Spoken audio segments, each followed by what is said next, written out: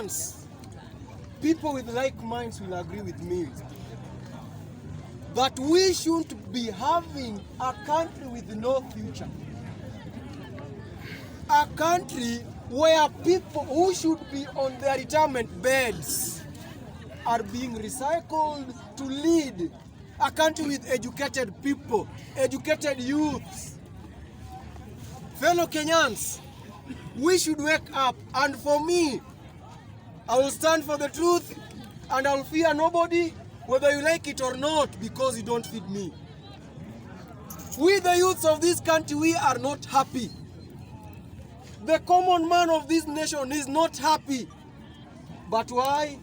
Because people who have held public offices, and we've witnessed bad governance from these very people, are being recycled. For what reason? That's the big question. For what reason? Why just these old people? This is not a time we should be talking about political parties. This is a time we should be talking of development, not political parties and political alignment, or even a political coalition. Why don't we wake up from this slumber we started sleeping in 1963? As a youth of this nation, even here in Bunge la Mwananchi Jacaranda, even if we decide that we want one of us to be nominated as an MP, that's what we should be bargaining on, not clapping for all the fools who have done nothing.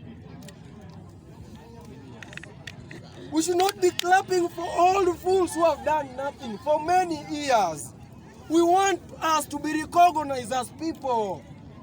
And we should make it known that government in Bunge la Mwananchi Jacaranda, we have elites. We should not come here to make comedy. We should tell the government that we have educated people who deserve these positions. Can you clap your hand? That is the issue of clapping for these old people and worshipping them, for them to give us 20,000, 10,000, that won't help us. It will come and go. Think about if you are given time on a round table to talk about what you want. Will you say 100,000? For how long will that feed you? We want jobs for youths. Just yesterday I said it here and I will repeat it, that only one person, Opio and I, was given that position on merit. But the question is, why was he removed from his position? Think about the amount of money which will be used to hold an election in his constituency. These recycled leaders with criminal records, Mbadi, and the rest. And here you come talk about political coalition, yet we still have 3 years to 2027. Are we fools? Or don't we think about ourselves? And majority of us here clapping for these old fools are youths. Why can't we think about ourselves? That's my question. For how long will we clap our hands? Mr. Speaker, I want to conclude by saying this. And to the government, William Ruto, anybody will stand by my side, and those who like the truth will agree with me, that in the government there is no youth face. And the youth of this nation, I'm telling you this evening, without fear, that we don't form part of Kenyans. We are not Kenyans because we are not recognized. We call for demos, dubbed Gen Z and millennial demonstrations. Which people have reaped from these demonstrations? The old fools. I am boldly telling you that these people are old fools. And I owe nobody any apology. And if anybody feels that I should apologize, I can give you all the justifications that these people are fools, nothing more. Can you summarize? And Mr. Speaker, let me tell you this.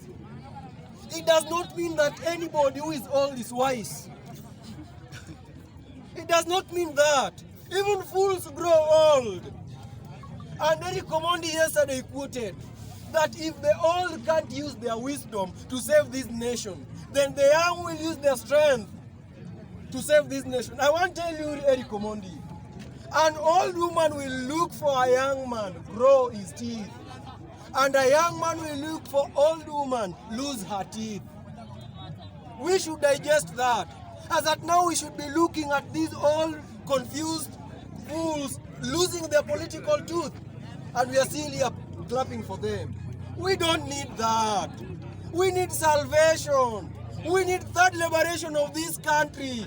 Let's wake up the youth of this nation. Thank you, Mr. Speaker. Okay, thank you, Professor. No, sir.